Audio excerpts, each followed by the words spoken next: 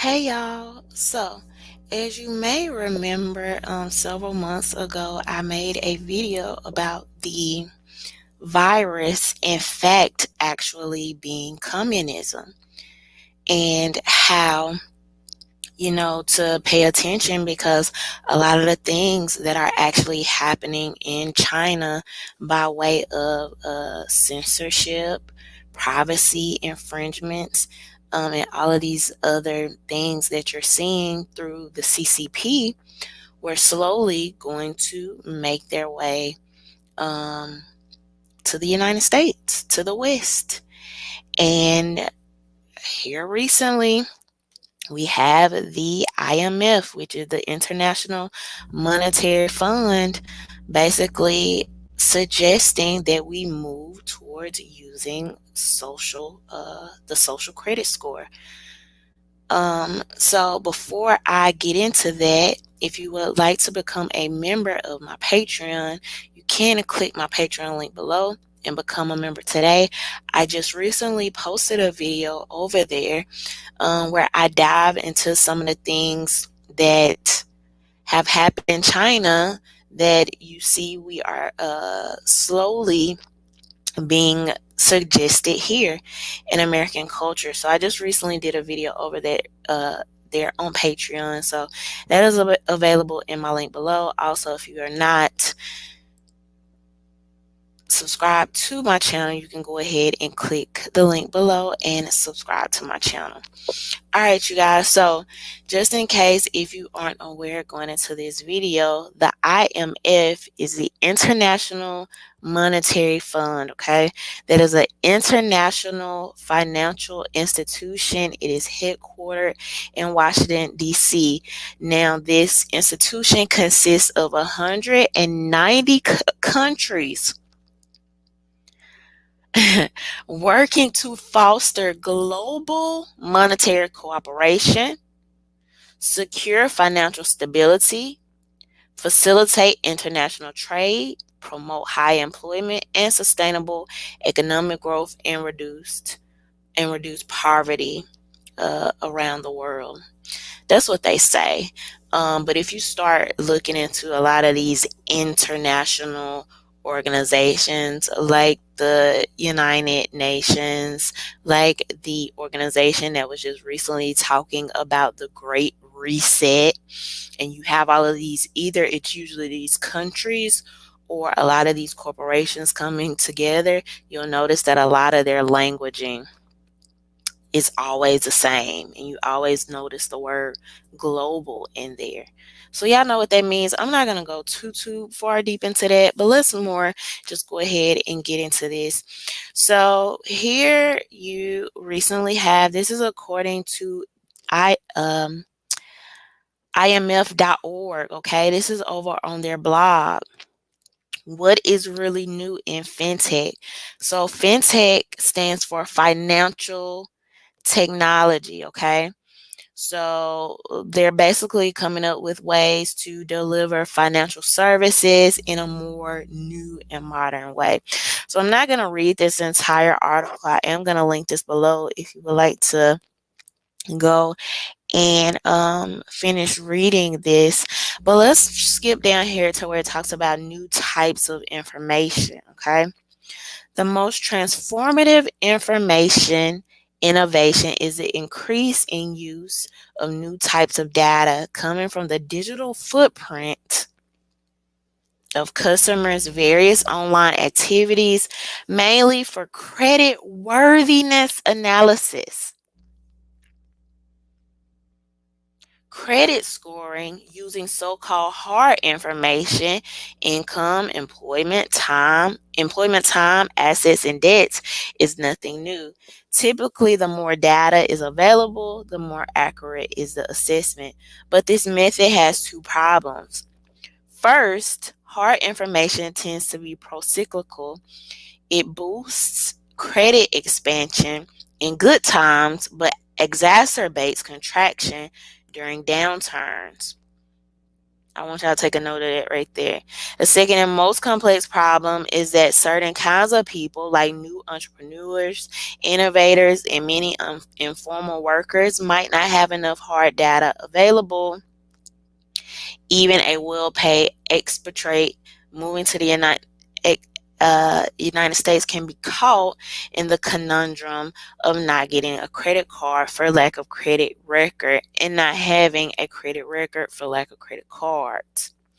FinTech resolves the dilemma by tapping various non-financial data, the type of browser and hardware used to access the internet, the history of online searches and purchases, recent research documents that once powered by artificial intelligence and machine learning.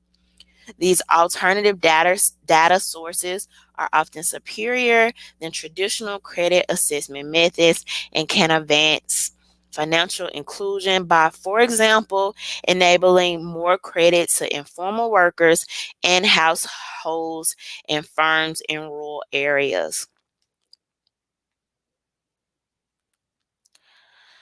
So you have these authors over here from the IMF getting together to um, talk about this blog. I'm also going to link the papers, okay, the IMF working papers, which is a study where they go even further. It's about a 32-page study where they go even further to break this down. So for some of you that may not be aware what an actual credit scoring system is it is a system to influence quote unquote better social behavior. Okay, so you give discounts and privileges or punishments based on how a person is behaving socially. This is already happening in China, okay? You have it to the point where people literally cannot travel. They cannot buy plane tickets. They cannot buy hotel stays. They cannot buy train tickets, okay? And you have a lot of activities and things they're not able to do. They're not able to participate in because of these low scores. And these low scores can be attributed to anything from littering to using profanity, to like not going to visit your grandparents regularly, right? Now, while on the surface level, some of these things, participating in some of these things socially definitely doesn't sound bad, but oftentimes, a lot of times, we see these things marketed as one thing and these systems are corrupted for more control. You're also going to see this being tied in heavily with your artificial intelligence. I've been talking to you guys about this for years, right? So now you have people literally working at the IMF, which is a global financial institution right here, headquartered in Washington, D.C., throwing this out here, saying this would be a great idea.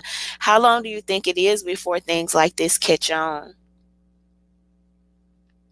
So this credit system, this social credit system, okay, what you buy and how you behave is tracked, and then you're given a score that says, oh, well, this person is a trustworthy citizen or they're not a trustworthy citizen. And this determines what you're able to do and not do. Now, the almost perfect, and I say that with a little bit of sarcasm, but obviously the perfect time to start talking about this and throwing this idea out there is during a situation like the coronavirus lockdowns, where you're going to have this upcoming economic downturn, right? So going forward, they'll be able to tell people, well, hey, we remember you went through a hard time during the lockdowns. We know you couldn't work. We know this affected your credit score. So now all you have to do is behave like we want you to, do the things we want you to, and we will have this credit score for you. Now, one of the main things they talked about in this article, let me make sure I showed you guys this as well, because I didn't even read this part.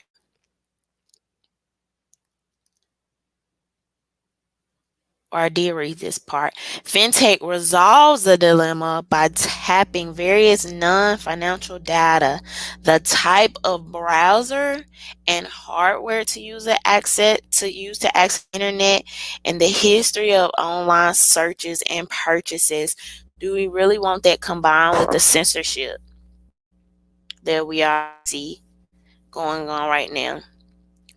You use DuckDuckGo, you use the VPN, we're gonna lower your social credit score. So I'm already presuming how they're going to introduce this to people. I can already see it, right? They'll try to pitch this as is more fair and having more equitable outcomes, right? Because everybody doesn't have access to credit or capital or to a credit history, and we want to make credit, or we want to make purchases or discounts or property, or we want to make this accessible as possible for entrepreneurs. They're definitely absolutely 100% going to tag this to some type of social justice pitch uh, to sell it, right? Like, all you have to do, don't worry about your credit score, all you have to do is have good behavior, and we'll make sure you have an equitable outcome, right?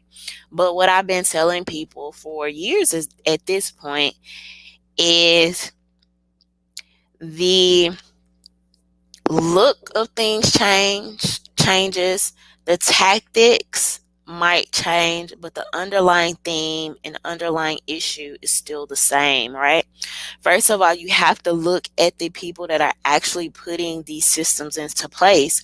We're talking about, this is still going to be your government, right? Your politicians. They're going to team up with your corporations. They're going to team up with your people that are controlling your social media. So these aren't different people. They're just telling you new lies, right? And not only that, if you look at China, and I'm going to link um, some videos below so y'all can see how the social credit score is actually working in China.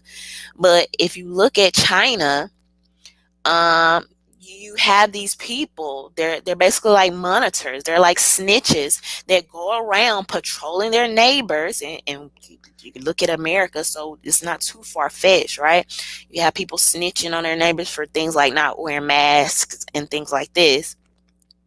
But in China, you have these people that basically snitch, saying, "Oh, well, this person used profanity. This person littered. This person did this. You should deduct from their score." This is going to produce more Karens. In America, this would produce more Karens, more people worrying about what you have going on. This would continue to feed, okay, the corporate machine. This will continue to feed government control. People, somebody, even the cultural differences that could go into this, because who's going to make these rules? In every single time, before you accept a system, before you accept new rules, you have to be willing to say who is going to be the ones making these rules. And ultimately, it's going to be the same people. It's going to be the same elites, the same system. So I just, the way things are going, and the more I pay attention, I could just already see how this is going to go. And it's just already annoying me and disturbing my spirit. And I've been trying to warn people. These things are already slowly happening. And like I said, I have some of this information over on my Patreon if you would like to become a member, where I take a little bit more of a dive into that. But I just want y'all to be aware of the things that are going on and slowly creeping up upon us. And it's unfortunate. If people are not paying attention to some of the nefarious agendas hidden behind all the artificial intelligence that we're seeing, and how some of these things will be ramped up. And the crazy thing is, they are going to be able to use COVID and the lockdowns for a lot of the excuse of a lot of things we're going to see coming over the next few years. And so we have to be diligent, know what's going on, and push back against some of these things. But these are my thoughts. Leave your thoughts below. Don't forget to subscribe. Bye.